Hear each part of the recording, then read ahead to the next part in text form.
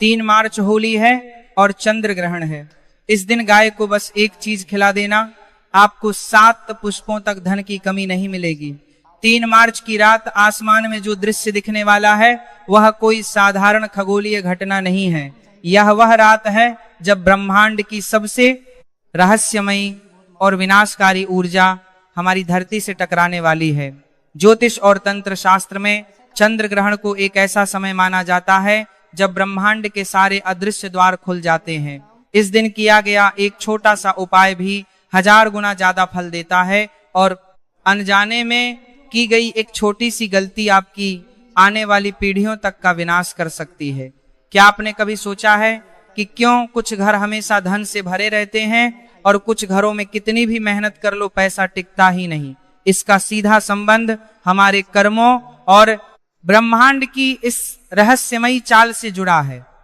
लेकिन इन सब के बीच हमारे प्राचीन ग्रंथों में एक ऐसी गुप्त चीज का वर्णन है जो अगर आपने इस 3 मार्च के चंद्र ग्रहण के दौरान चुपचाप एक गाय को खिला दी तो आपकी आने वाली 7 पीढ़ियां भी गरीबी क्या होती है यह पूरी तरह से भूल जाएंगी।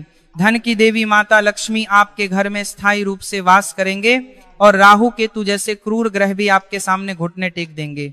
वो एक गुप्त चीज क्या है और उसे ग्रहण के दौरान किस विशेष समय पर खिलाना है यह मैं आपको आगे बताऊंगा। लेकिन उससे पहले आपके लिए समझना बहुत जरूरी है कि यह चंद्र ग्रहण इतना विनाशकारी और साथ ही इतना चमत्कारी दोनों क्यों है।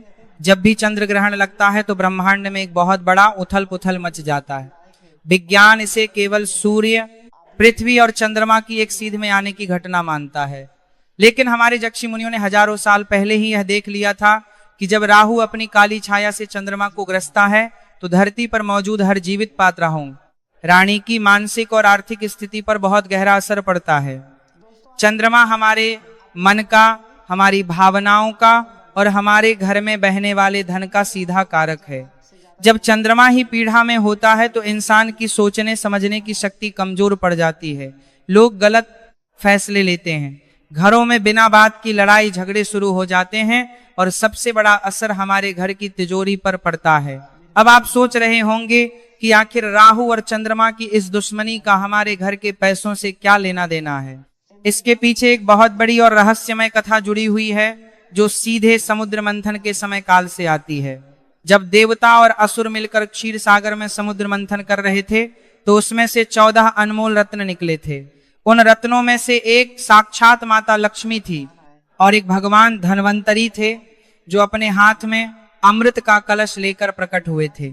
जब भगवान विष्णु ने मोहिनी रूप धारण करके देवताओं को अमृत पिलाना शुरू किया तो स्वरभानु नाम का एक मायावी असुर भस्ष बदलकर देवताओं की पंक्ति में जाकर बैठ गया। उस मायावी असुर ने छल से अमृत की कुछ बूंदें पी ली, लेकिन जैसे ही अमृत उसके गले से नीचे उतरने वाला था वहां बैठे सूर्यदेव और चंद्रदेव ने उसे पहचान लिया और भगवान विष्णु को इशारा कर दिया। भगवान विष्णु ने तुरंत अपने सुदर्शन चक्र से उस असुर का सिर धड़ से अलग कर दिया, लेकिन क्योंकि अमृत उसके गले तक पहुंच चुका था इसलिए उसका सिर और उसका धड़ दोनों हमेशा के लिए अमर हो गए। उसका सिर राहु कहलाया और उसका धड़ केतु कहलाया। उसी दिन से राहु और केतु सूर्य और चंद्रमा को अपना सबसे बड़ा दुश्मन मानते हैं। जब भी समय चक्र घूमता है राहु अपनी उसी पुरानी दुश्मनी का बदला लेने के लिए चंद्रमा को निगलने की कोशिश करता है। इसी घटना को हम चंद्र ग्रहण कहते हैं। जब राहु चंद्रमा को जकड़ता है तो चंद्रमा से निकलने वाली अमृतम की किरणें धरती तक नहीं पहुंच पाती। इसके बजाय राहु की जहरीली और नकारात्मक ऊर्जा धरती पर गिरने लगती है। यही वह समय होता है जब नकारात्मक शक्तियां सबसे ज्यादा सक्रिय हो जाती हैं। पुराने लोग आज भी कहते हैं कि ग्रहण के समय कुछ विशेष काम बिल्कुल नहीं करने चाहिए। जो लोग इस समय बिना वजह बाहर घूमते हैं या भोजन करते हैं उनके शरीर में अलक्ष्मी यानी दरिद्रता का प्रवेश बहुत आसानी से हो जाता है। दरिद्रता कोई बीमारी नहीं है बल्कि यह एक नकारात्मक ऊर्जा है जो आपके घर के वातावरण को पूरी तरह से दूषित कर देती है। जब यह ऊर्जा घर में प्रवेश करती है तो सबसे पहले आपके घर का कोई ना कोई इलेक्ट्रॉनिक सामान खराब होने लगता है, घर की दीवारों में सीलन आने लगती है, परिवार के सदस्यों में बिना बात की कड़वाहट बढ़ने लगती है और पैसा पानी की तरह बीमारी और व्यर्थ के कामों में बहने लगता है। कई लोग अपनी पूरी जिंदगी यह समझ ही नहीं पाते कि आखिर उनके साथ यह सब क्यों हो रहा है। वे मेहनत करते हैं, रात दिन एक करते हैं, लेकिन फिर भी उनके सिर से कर्ज का बोझ कम होने का नाम ही नहीं लेता। यह सब उसी नकारात्मक ऊर्जा का खेल है जो कभी किसी ग्रहण काल में या किसी अशुभ समय में उनके घर में प्रवेश कर गई थी। तो क्या इस विनाशकारी ऊर्जा से बचने का कोई रास्ता नहीं है? क्या हम राहु के इस मायावी प्रभाव को रोक नहीं सकते? इसका जवाब हमारे शास्त्रों में बहुत स्पष्ट रूप से दिया गया है। जब भी ब्रह्मांड में कोई नकारात्मक शक्ति हावी होती है तो उससे बचने का सबसे बड़ा और अचूक उपाय हमारी गौ माता के पास होता है। सनातन धर्म में गाय को केवल एक पशु नहीं माना गया है, बल्कि उन्हें साक्षात ब्रह्मांड का स्वरूप माना गया है। अथर्ववेद में स्पष्ट लिखा है कि गौ माता के शरीर में 33 कोटि देवी देवताओं का वास होता है। उनके सींगों में ब्रह्मा और विष्णु का वास है। उनके मस्सू का वास होता है। उनके मस्सू का वास होता है। तक पर भगवान शिव विराजमान है। उनके नेत्रों में सूर्य और चंद्रमा बसते हैं और उनके खुरों में नाग देवता का वास होता है। गौ माता की पीठ में साक्षात परब्रह्म का वास होता है और उनके गोबर में माता लक्ष्मी निवास करती हैं। जब आप गौ माता के दर्शन करते हैं तो आपको एक साथ पूरे ब्रह्मांड के दर्शन हो जाते हैं।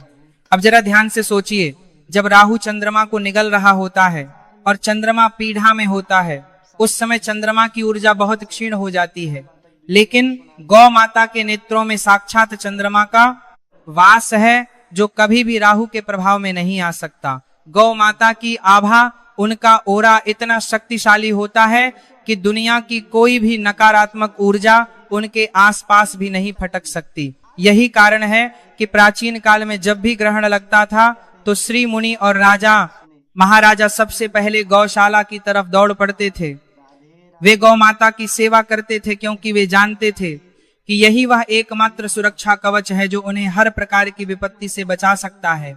ग्रहण के समय जब राहु का प्रभाव चरम पर होता है, उस समय यदि गौ माता को एक विशेष चीज खिला दी जाए तो ब्रह्मांड की सारी सकारात्मक ऊर्जा आपके पक्ष में काम करने लगती है।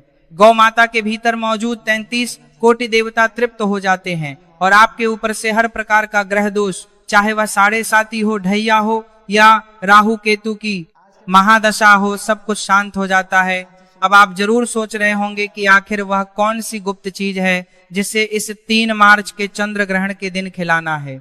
यह कोई बहुत महंगी या बाजार से मिलने वाली दुर्लभ जड़ी बूटी नहीं है। यह आपके घर की रसोई में मौजूद कुछ बेहद साधारण लेकिन चमत्कारी चीजों का एक विशेष मिश्रण है जिसे खास विधि से तैयार करना होता है। लेकिन इस उपाय को करने से पहले एक बहुत बड़ी और कड़ी शर्त है जिसका पालन करना सबसे ज्यादा जरूरी है। अगर आपने इस शर्त को तोड़ दिया तो यह उपाय बिल्कुल भी काम नहीं करेगा। वह शर्त यह है कि आपको यह उपाय बिल्कुल चुपचाप करना है। चुपचाप का अर्थ है कि जब आप इस विशेष चीज को बना रहे हो और जब आप इसे गौ माता को खिलाने जा रहे हो, तब आपको किसी से भी एक शब्द नहीं बोलना है। कोई आपको पीछे से आवाज ना लगाए, कोई आपसे यह ना पूछे कि आप क्या कर रहे हैं या आप कहाँ जा रहे हैं। आपको अपने घर वालों को पहले ही बता देना है कि इस विशिष्ट समय पर वे आपको बिल्कुल भी ना टोके। तंत्र शास्त्र में मौन का बहुत बड़ा महत्व है। जब हम मौन होते हैं तो हमारी पूरी ऊर्जा हमारे इरादे और हमारे संकल्प में समा जाती है। यदि हम बोलते हैं तो हमारी ऊर्जा शब्दों के माध्यम से बाहर बिखर जाती है और उपाय का प्रभाव बहुत कम हो जाता है। इसीलिए जब आप इस उपाय की कार्रवाई बुरी को लेकर 4 बजाए को करें तो आपका मौन रहना सबसे बड़ी कुंजी है। तो चलिए अब मैं आपको उस गुप्त चीज को बनाने की पूरी विधि बताता हूँ।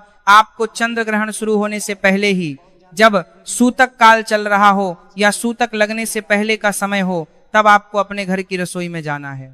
रसोई में जाने से पहले अपने हाथ पैर अच्छी तरह से धो लें और मन में माता लक्ष्मी और गौ माता का स्मरण करें। अब आपको एक कटोरी में थोड़ा सा गेहूं का आटा लेना है। गेहूं को सूर्य का प्रतीक माना जाता है। सूर्य ही इस ब्रह्मांड में ऊर्जा और जीवन का सबसे बड़ा स्रोत है। इसके बाद आपको इस आटे में थोड़ा सा गुड़ मिलाना है। गुड़ मंगल और सूर्य दोनों का प्रतिनिधित्व करता है, जो आपके जीवन में साहस, शक्ति और जमीन जायदाद से जुड़े लाभ लाता है। इसके बाद जो तीसरी और सबसे रहस्यमय चीज आपको इसमें मिलानी है वह है काले तिल। काले तिल सीधे तौर पर शनि देव और राहु केतु से जुड़े होते हैं। ग्रहण के समय राहु के अशुभ प्रभाव को शांत करने के लिए काले तिल से बड़ा कोई अस्त्र नहीं है। अब काले तिल आपके पिछले जन्मों के उन सभी बुरे कर्मों को सोख लेते हैं जिनकी वजह से आपके जीवन में आज दरिद्रता और परेशानियां आ रही हैं। आपको उस आटे और गुड़ के मिश्रण में एक मुट्ठी काले तिल डालने हैं। अब इसमें आपको शुद्ध देसी घी मिलाना है। घी माता लक्ष्मी और शुक्र ग्रह का प्रतीक है जो जीवन में ऐश्वर्य, विलासिता और सुख समृद्धि लाता है। अब इन सभी चीजों को थोड़ा सा पानी मिलाकर गूंथ लें और इसका एक बड़ा सा पेड़ा बना लें। यह पेड़ा कोई साधारण पेड़ा नहीं है, यह आपके जीवन की सभी समस्याओं, आपके सारे कर्जों और आपकी सारी दरिद्रता का एक प्रतीक बन चुका है। अब आती है सबसे महत्वपूर्ण बात। इस पेटे के ठीक बीच में आपको एक साबुत लौंग छुपानी है। लौंग का फूल पूरा होना चाहिए, कहीं से भी टूटा हुआ नहीं होना चाहिए। तंत्र शास्त्र में लौंग को किसी भी ऊर्जा को बांधने या लॉक करने के लिए इस्तेमाल किया जाता है। जब आप इस पेड़े के अंदर लौंग को दबाते हैं तो आप असल में अपने घर की सारी नकारात्मक ऊर्जा, सारे कष्टों और राहु की सारी बुरी नजर को उस पेड़े के अंदर कैद कर रहे होते हैं। अब आपका यह चमत्कारी पेड़ा पूरी तरह से तैयार है। इसे एक साफ प्लेट में रख लें। जब चंद्र ग्रहण अपने चरम पर हो या जब ग्रहण का मोक्ष हो रहा हो, यानी ग्रहण खत्म हो रहा हो, तब आपको बिना किसी से कुछ बोले चुपचाप अपने घर से बाहर निकलना है। आपको ऐसी गौ माता को ढूंढना है जो शांत स्वभाव की हो सके तो किसी ऐसे रंग की गाय को चुने जिसका रंग सफेद और काला मिला हुआ हो, या फिर लाल रंग की गाय हो। लेकिन अगर ऐसी गाय ना मिले तो जो भी गौ माता आपको दिखे आप उनके पास जा सकते हैं। गौ माता के पास जाकर आपको सबसे पहले अपने मन में उनसे प्रार्थना करनी है। आपको बोलना कुछ नहीं है, केवल अपने मन में कहना है कि हे गौ माता, हे सुरभि, हे कामधेनु, मेरे और मेरे परिवार के द्वारा इस जन्म में या पिछले किसी भी जन्म में जाने अनजाने में जो भी पाप हुए हैं उन्हें क्षमा करें। मेरे घर में जो भी दरिद्रता है, जो भी आर्थिक तंगी है, उसे अपने श्री चरणों में स्थान देकर हमेशा के लिए नष्ट कर दें। राहु और केतु की जो भी बुरी छाया मेरे परिवार पर पड़ी है उसे अपनी दिव्य दृष्टि से भस्म कर दें। यह मानसिक प्रार्थना करने के बाद वह पेड़ा अपनी दाई हथेली पर रखें और गौ माता की तरफ बढ़ा दें। जब गौ माता उस पेड़े को अपने मुख में लेंगे तो उनकी जीभ आपकी हथेली को स्पर्श करेगी।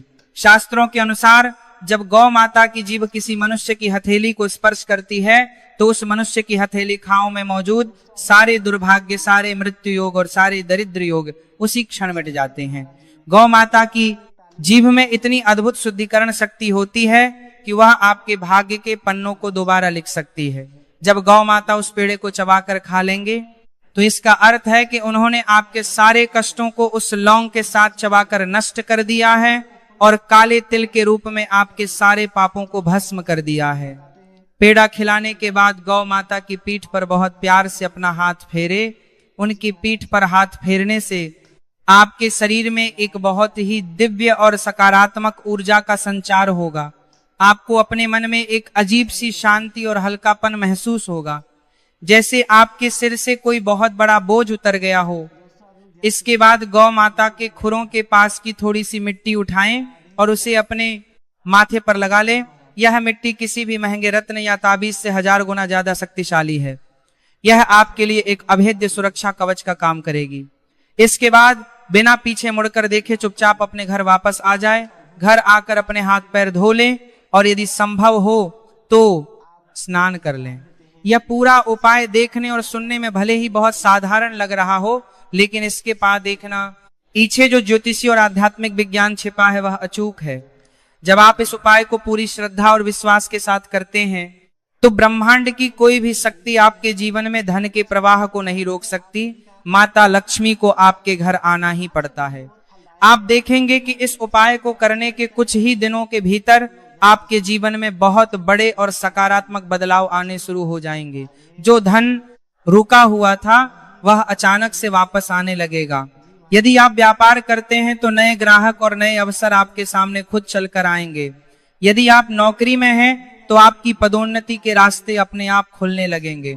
घर में जो बिना बात के झगड़े होते थे वे बिल्कुल शांत हो जाएंगे और परिवार के सभी सदस्यों के बीच एक गहरा प्रेम और तालमेल बन जाएगा।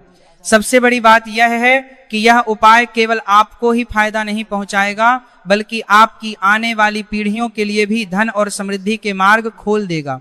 क्योंकि जब आप गौ माता की सेवा करते हैं और उनके माध्यम से अपने कर्मों को शुद्ध करते हैं, तो उसका पुण्य फल 7 पीढ़ियों तक जाता है।